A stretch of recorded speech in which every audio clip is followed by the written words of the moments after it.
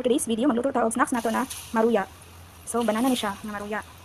Ito na siya i-fry, guys.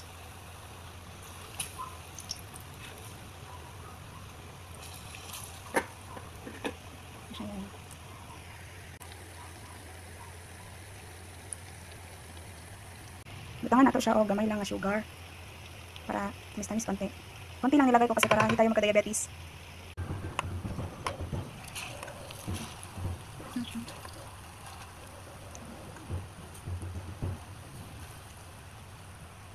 Malapit na maluto ang ating maruya.